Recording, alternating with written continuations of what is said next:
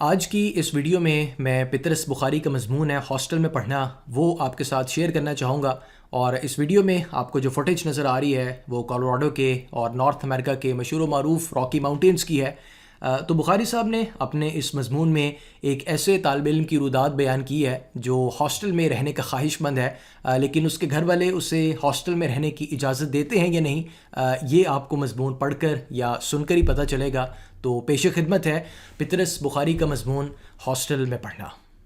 ہم نے کالج میں تعلیم تو ضرور پائی اور رفتہ رفتہ بی اے بھی پاس کر لیا، لیکن اس نصف صدی کے دوران میں جو کالج میں گزارنی پڑی، ہاسٹل میں داخل ہونے کی اجازت ہمیں صرف ایک ہی دفعہ ملی۔ خدا کا یہ فضل ہم پر کب اور کس طرح ہوا، یہ سوال ایک داستان کا محتاج ہے۔ جب ہم نے انٹرنس پاس کیا تو مقامی اسکول کے ہیڈ ماسٹر صاحب خاص طور پر مبارکباد دینے کے لیے آئے۔ قریبی رشتہ داروں نے دعوتیں دیں، محلے والوں میں مٹھائی بانٹی گئی، اور ہمارے گھر والوں پر یک لخت اس بات کا انکشاف ہوا کہ وہ لڑکا جسے آج تک اپنی کوتا بینی کی وجہ سے ایک بیکار اور نالائق فرزند سمجھ رہے تھے، دراصل لامحدود قابلیتوں کا مالک ہے، جس کی نشو و نما پر بے شمار آنے والی نسلوں کی بہبودی کا انحصار ہے۔ چنانچہ ہماری آئندہ زندگی کے متعلق طرح طرح کی تجویزوں پر غور کیا جانے لگا۔ 3rd ڈویژن میں پاس ہونے کی وجہ سے یونیورسٹی نے ہم کو وظیفہ دینا مناسب نہ سمجھا۔ چونکہ ہمارے خاندان نے خدا کے فضل سے آج تک کبھی کسی کے سامنے ہاتھ نہیں پھیلایا، اس لیے وظیفے کا نہ ملنا بھی خصوصاً ان رشتہ داروں کے لیے جو رشتے کے لحاظ سے خاندان کے مضافات میں بستے تھے، فخر و مباحات کا باعث بن گیا، اور مرکزی رشتہ داروں نے تو اس کو پاس وضع اور حفظ مراتب سمجھ کر ممتحنوں کی شرافت و نجات کو بے انتہا سراہا۔ بہرحال ہمارے خاندان میں فالتو روپے کی بہتات تھی، اس لیے بلا تکلف یہ فیصلہ کر لیا گیا کہ نہ صرف ہماری بلکہ ملک و قوم اور شاید بنی نوع انسان کی بہتری کے لیے یہ ضروری ہے کہ ایسے ہونہار طالب علم کی تعلیم جاری رکھی جائے۔ اس بارے میں ہم سے بھی مشورہ لیا گیا۔ عمر بھر میں اس سے پہلے ہمارے کسی معاملے میں ہم سے رائے طلب نہ کی گئی تھی، لیکن اب تو حالات بہت مختلف تھے۔ اب تو ایک غیر جانبدار اور ایماندار منصف یعنی یونیورسٹی ہماری بے دار مغزی کی تصدیق کر چکی تھی۔ اب بھلا ہمیں کیوں کا نظر انداز کیا جا سکتا تھا؟ ہمارا مشورہ یہ تھا کہ فوراً ولایت بھیج دیا جائے۔ ہم نے مختلف لیڈروں کی تقریروں سے یہ ثابت کیا کہ ہندوستان کا طریقہ تعلیم بہت ناقص ہے۔ اخبارات میں سے اشتہار دکھا دکھا کر یہ واضح کیا کہ ولایت میں کالج کی تعلیم کے ساتھ ساتھ فرصت کے اوقات میں بہت تھوڑی تھوڑی فیس دے کر بیک وقت جرنلزم، فوٹوگرافی، تصنیف و تالیف، دندان سازی، اینک سازی، ایجنٹوں کا کام، غرض یہ کہ بے شمار مفید اور کم خرچ بالا نشیں پیشے سیکھے جا سکتے ہیں اور تھوڑے عرصے کے اندر انسان حرفن مولا بن سکتا ہے۔ لیکن ہماری تجویز کو فوراً رد کر دیا گیا، کیونکہ ولایت بھیجنے کے لیے ہمارے شہر میں کوئی روایات موجود نہ تھیں۔ ہمارے گرد و نواح میں سے کسی کا لڑکا ابھی تک ولایت نہ گیا تھا، اس لیے ہمارے شہر کی پبلک وہاں کے حالات سے قطعاً ناواقف تھی۔ اس کے بعد پھر ہم سے رائے طلب نہ کی گئی، اور ہمارے والد، ہیڈ ماسٹر صاحب اور تحصیلدار صاحب، ان تینوں نے مل کر یہ فیصلہ کیا کہ ہمیں لاہور بھیج دیا جائے۔ جب ہم نے یہ خبر سنی تو شروع میں ہمیں سخت مایوسی ہوئی، لیکن جب ادھر ادھر کے لوگوں سے لاہور کے حالات سنے تو معلوم ہوا کہ لندن اور لاہور میں چندہ فرق نہیں۔ بعض واقف کار دوستوں نے سینما کے حالات پر روشنی ڈالی، بعض نے تھیٹروں کے مقاصد سے آگاہ کیا، بعض نے ٹھنڈی سڑک وغیرہ کے مشاغل کو سلجھا کر سمجھایا، بعض نے شادرے اور شالیمار کی ارمان انگیز فضا کا نقشہ کھینچا۔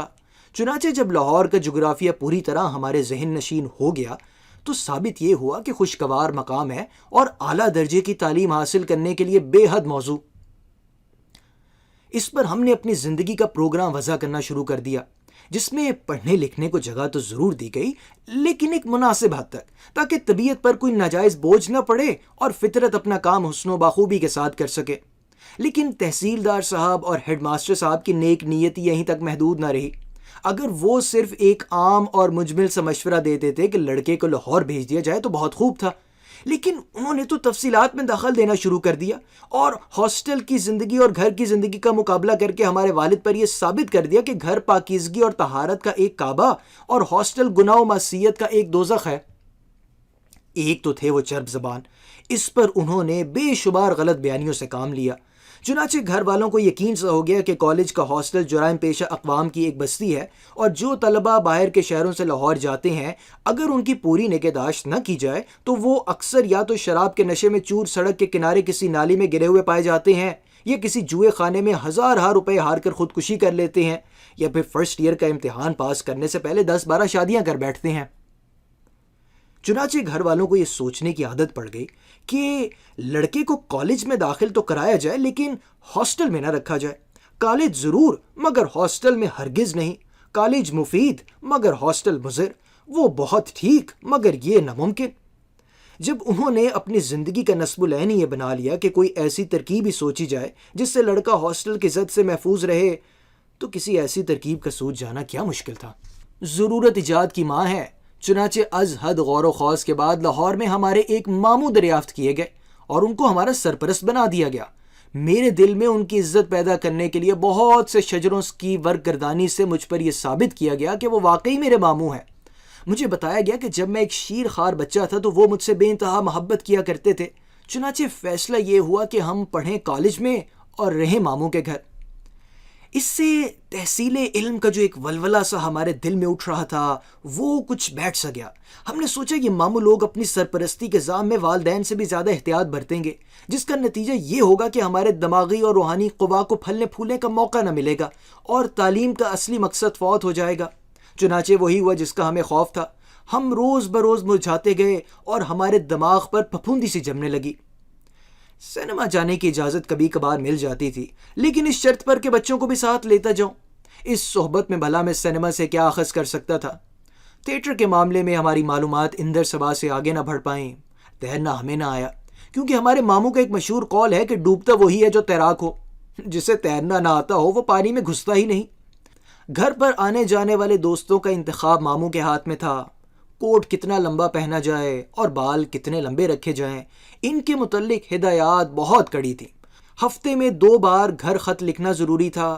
سگریٹ غسل خانے میں چھپ کر پیتے تھے۔ گانے بجانے کی سخت ممانعت تھی۔ یہ سپاہیانہ زندگی ہمیں راس نہ آئی۔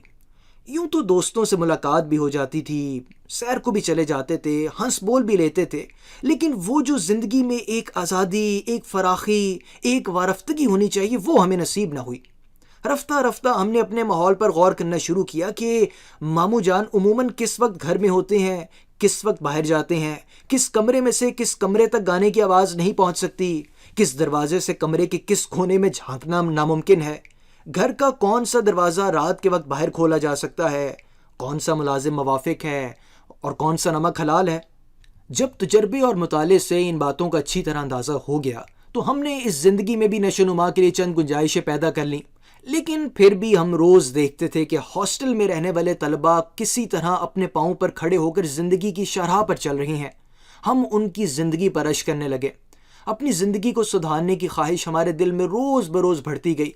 ہم نے دل سے کہا والدین کی نافرمانی کسی مذہب میں جائز نہیں، لیکن ان کی خدمت میں درخواست کرنا، ان کے سامنے اپنی ناقص رائے کا اظہار کرنا، ان کو صحیح واقعات سے آگاہ کرنا میرا فرض ہے، اور دنیا کی کوئی طاقت مجھے اپنے فرض کی ادائیگی سے باز نہیں رکھ سکتی۔ چنانچہ جب گرمیوں کی تعطیلات میں میں وطن کو واپس گیا، چند مختصر مگر جامع اور مؤثر تقریریں اپنے دماغ میں تیار رکھیں۔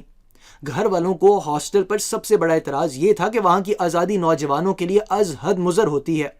اس غلط فہمی کو دور کرنے کے لیے ہزارہا واقعات ایسے تصنیف کیے جن سے ہاسٹل کے قواعد کی سختی ان پر اچھی طرح روشن ہو جائے۔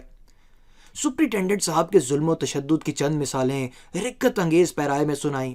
آنکھیں بند کر کے ایک آہ بری اور بیچارے اشفاق کا واقعہ بیان کیا کہ ایک دن شام کے وقت بیچارہ ہاسٹل کو واپس آ رہا تھا، چلتے چلتے پاؤں میں موچ آ گئی، 2 منٹ دیر سے پہنچا، صرف 2 منٹ۔ بس صاحب، اس پر سپرنٹینڈنٹ صاحب نے فوراً تار دے کر اس کے والد کو بلوایا، پولیس سے تحقیقات کرنے کو کہا اور مہینے بھر کے لیے اس کا جیب خرچ بند کر دیا۔ توبہ ہے الہی۔ لیکن یہ واقعہ سن کر گھر کے لوگ سپرنٹینڈنٹ صاحب کے مخالف ہو گئے۔ ہاسٹل کی خوبی ان پر واضح نہ ہوئی۔ پھر ایک دن موقع پا کر بیچارے محمود کا واقعہ بیان کیا کہ ایک دفعہ شامت اعمال بیچارہ سینما دیکھنے چلا گیا۔ قصور اس سے یہ ہوا کہ 1 روپے والے درجے میں جانے کے بجائے وہ 2 روپے والے درجے میں چلا گیا۔ بس اتنی سی فضول خرچی پر اسے عمر بھر سینما جانے کی ممانعت ہو گئی ہے۔ لیکن اس سے بھی گھر والے متاثر نہ ہوئے۔ ان کے رویے سے مجھے فوراً احساس ہوا کہ 1 روپے اور 2 روپے کے بجائے 8 آنے اور 1 روپیہ کہنا چاہیے تھا۔ انہی ناکام کوششوں میں تعطیلات گزر گئیں اور ہم نے پھر ماموں کی چوکھٹ پر آ کر سجدہ کیا۔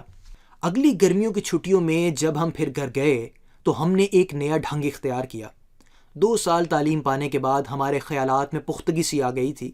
پچھلے سال ہاسٹل کی حمایت میں جو دلائل ہم نے پیش کی تھی وہ اب ہمیں نہایت بودھی معلوم ہونے لگی تھی۔ اب کہ ہم نے اس موضوع پر ایک لیکچر دیا کہ جو شخص ہاسٹل کی زندگی سے محروم ہو اس کی شخصیت نامکمل رہ جاتی ہے، ہاسٹل سے باہر شخصیت پنپنے نہیں پاتی۔ چند دن تو ہم اس پر فلسفیانہ گفتگو کرتے رہے اور نفسیات کے نقطہ نظر سے اس پر بہت روشنی ڈالی، لیکن ہمیں محسوس ہوا کہ بغیر مثالوں کے کام نہ چلے گا، اور جب مثالیں دینے کی نوبت آئی تو ذرا دقت محسوس ہوئی۔ کالج کے جن طلباء کے متعلق میرا ایمان تھا کہ وہ زبردست شخصیتوں کے مالک ہیں، ان کی زندگی کچھ ایسی نہ تھی کہ والدین کے سامنے بطور نمونے کے پیش کی جا سکے۔ ہر وہ شخص جسے کالج میں تعلیم حاصل کرنے کا موقع ملا ہے جانتا ہے کہ والدینی اغراض کے لیے واقعات کو ایک نئے اور اچھوتے پیرائے میں بیان کرنے کی ضرورت پیش آتی ہے، لیکن اس نئے پیرائے کا سوج جانا الہام اور اتفاق پر منحصر ہے۔ بعض روشن خیال بیٹے والدین کو اپنے حیرت انگیز اوصاف کا قائل نہیں کر سکتے، اور بعض نالائق طالب علم والدین کو اس طرح مطمئن کر دیتے ہیں کہ ہر ہفتے ان کے نام پر منی آرڈر پہ منی آرڈر چلا آتا ہے۔ جب ہم 1.5 مہینے تک شخصیت اور ہاسٹل کی زندگی پر اس کا انحصار، ان 2 مضمونوں پر وقتاً فوقتاً اپنے خیالات کا اظہار کرتے رہے تو ایک دن والد نے پوچھا، تمہارا شخصیت سے آخر مطلب کیا ہے؟ میں تو خدا سے یہی چاہتا تھا کہ وہ مجھے عرض و معروض کا موقع دیں۔ میں نے کہا، دیکھیے نا، مثلا ایک طالب علم ہے، وہ کالج میں پڑھتا ہے، اب ایک اس کا دماغ ہے، ایک اس کا جسم ہے۔ جسم کی صحت بھی ضروری ہے اور دماغ کی صحت تو ضروری ہے ہی، لیکن ان کے علاوہ وہ ایک اور بات ہوتی ہے جس سے آدمی گویا پہچانا جاتا ہے، میں اس کو شخصیت کہتا ہوں۔ اس کا تعلق نہ جسم سے ہوتا ہے نہ دماغ سے۔ ہو سکتا ہے کہ ایک آدمی کی جسمانی صحت بالکل خراب ہو اور اس کا دماغ بھی بالکل خراب ہو، لیکن پھر بھی اس کی شخصیت، نہ خیر دماغ تو بیکار نہیں ہونا چاہیے ورنہ انسان خپتی ہوتا ہے، لیکن پھر بھی اگر ہو بھی تو بھی گویا شخصیت ایک ایسی چیز ہے۔ ٹھہریے، میں ابھی 1 منٹ میں آپ کو بتاتا ہوں۔ 1 منٹ کی بجائے والد نے مجھے آدھے گھنٹے کی مہلت دی، جس کے دوران میں وہ خاموشی کے ساتھ میرے جواب کا انتظار کرتے رہے۔ اس کے بعد وہاں سے اٹھ کر چلا آیا۔ 3-4 دن بعد مجھے اپنی غلطی کا احساس ہوا۔ مجھے شخصیت نہیں سیرت کہنا چاہیے۔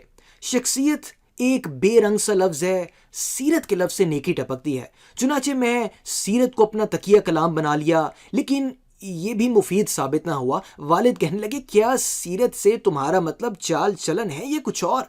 میں نے کہا کہ چال چلن ہی کہہ لیجئے، تو گویا دماغی اور جسمانی صحت کے علاوہ چال چلن بھی اچھا ہونا چاہیے۔ میں نے کہا، بس یہی تو میرا مطلب ہے، اور یہ چال چلن ہاسٹل میں رہنے سے بہت اچھا ہو جاتا ہے۔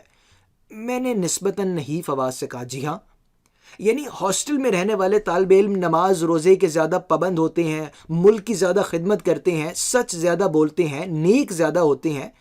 میں نے کہا، جی ہاں۔ کہنے لگے، وہ کیوں؟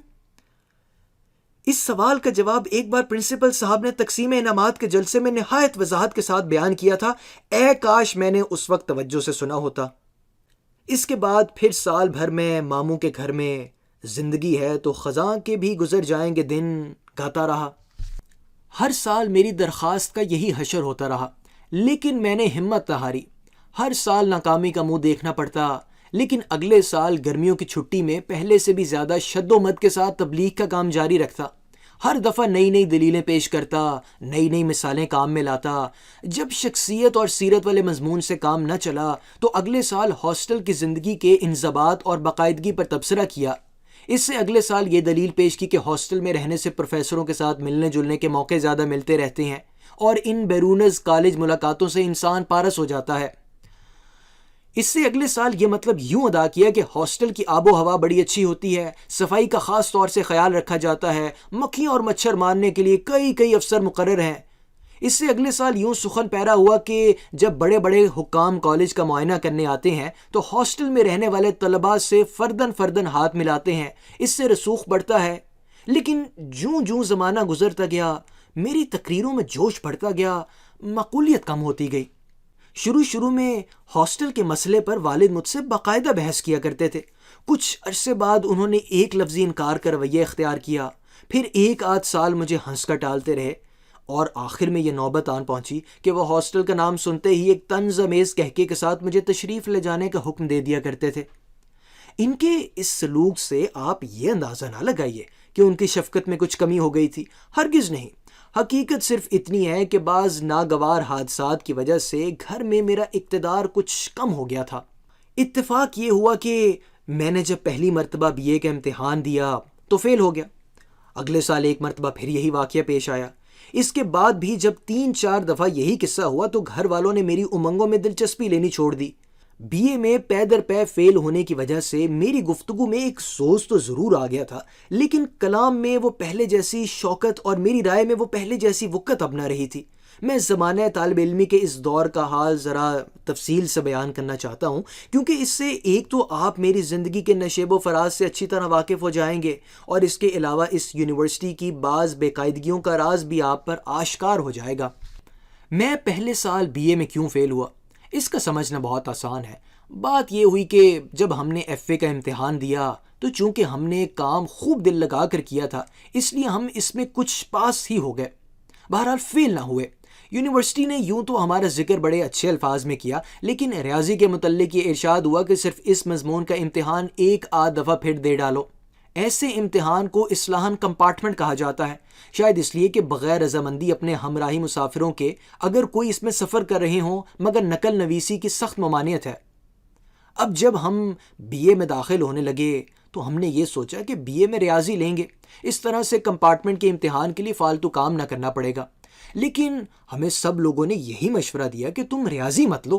جب ہم نے اس کی وجہ پوچھی تو کسی نے ہمیں کوئی معقول جواب نہ دیا، لیکن جب پرنسپل صاحب نے بھی یہی مشورہ دیا تو ہم رضامند ہو گئے۔ چنانچہ بی اے میں ہمارے مضامین انگریزی، تاریخ اور فارسی قرار پائے۔ ساتھ ساتھ ہم ریاضی کے امتحان کی بھی تیاری کرتے رہے، گویا ہم 3 کی بجائے 4 مضمون پڑھ رہے تھے۔ اس طرح سے جو صورتحال پیدا ہوئی، اس کا اندازہ وہی لوگ لگا سکتے ہیں جنہیں یونیورسٹی کے امتحان کا کافی تجربہ ہے۔ ہماری قوت مطالعہ منتشر ہو گئی اور خیالات میں پرگاندگی پیدا ہوئی۔ اگر مجھے 4 کی بجائے صرف 3 مضامین پڑھنے ہوتے تو جو وقت میں فی الحال چوتھے مضمون کو دے رہا تھا وہ بانٹ کر میں ان 3 مضامین کو دیتا۔ آپ یقین مانیے اس سے بڑا فرق پڑ جاتا، اور فرض کیا اگر میں وہ وقت تینوں کو بانٹ کر نہ دیتا بلکہ سب کا سب ان تینوں میں سے کسی ایک مضمون کے لیے وقف کر دیتا تو کم از کم اس مضمون میں تو ضرور پاس ہو جاتا۔ لیکن موجودہ حالات میں تو وہی ہونا لازم تھا جو ہوا، یعنی یہ کہ میں کسی مضمون پر کما حقہ توجہ نہ کر سکا۔ کمپارٹمنٹ کے امتحان میں تو پاس ہو گیا، لیکن بی اے میں ایک تو انگریزی میں فیل ہوا، وہ تو ہونا ہی تھا کیونکہ انگریزی ہماری مادری زبان نہیں۔ اس کے علاوہ تاریخ اور فارسی میں بھی فیل ہو گیا۔ اب آپ سوچئے نا کہ جو وقت مجھے کمپارٹمنٹ کے امتحان پر صرف کرنا پڑا وہ اگر میں وہاں صرف نہ کرتا بلکہ اس کی بجائے، مگر خیر یہ بات میں پہلے عرض کر چکا ہوں، فارسی میں کسی ایسے شخص کا فیل ہونا جو ایک علم دوست خاندان سے تعلق رکھتا ہو لوگوں کے لیے از حد حیرت کا موجب ہوا، اور سچ پوچھئے تو ہمیں بھی اس پر سخت ندامت ہوئی۔ لیکن خیر اگلے سال یہ ندامت دھل گئی اور ہم فارسی میں پاس ہو گئے، اس سے اگلے سال تاریخ میں پاس ہو گئے اور اس سے اگلے سال انگریزی میں۔ اب قاعدے کی روح سے ہمیں بی اے کا سرٹیفکیٹ مل جانا چاہیے تھا، لیکن یونیورسٹی کی استفلانہ ضد کا کیا علاج کے تینوں مضمونوں میں بیک وقت پاس ہونا ضروری ہے۔ بعض طبع ایسی ہیں کہ جب تک یکسوئی نہ ہو مطالعہ نہیں کر سکتی۔ کیا ضروری ہے کہ ان کے دماغ کو زبردستی ایک کھچڑی سا بنا دیا جائے؟ ہم نے ہر سال صرف ایک مضمون پر اپنا تمام تر توجہ دی اور اس میں وہ کامیابی حاصل کی کہ باید و شاید۔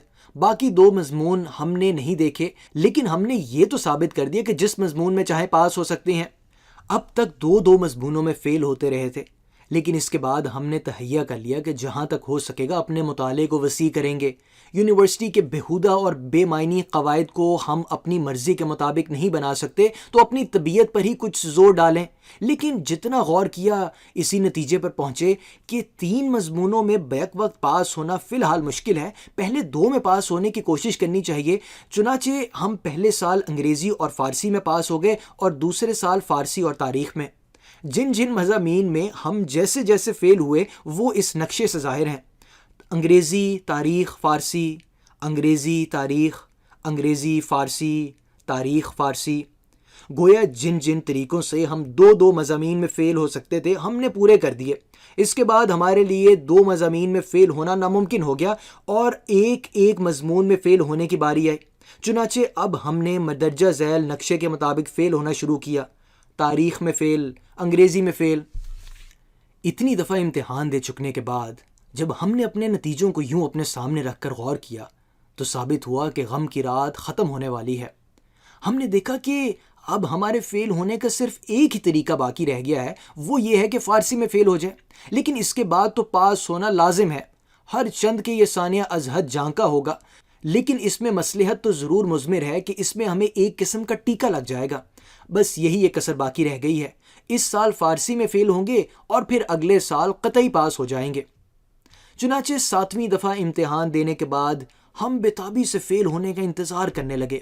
یہ انتظار دراصل فیل ہونے کا نہ تھا، بلکہ اس بات کا تھا کہ اس فیل ہونے کے بعد اگلے سال ہمیشہ کے لیے BA ہو جائیں گے۔ ہر سال امتحان کے بعد گھر آتا تو والدین کو نتیجے کے لیے پہلے سے ہی تیار کر دیتا، رفتہ رفتہ نہیں بلکہ یک لخت اور فوراً۔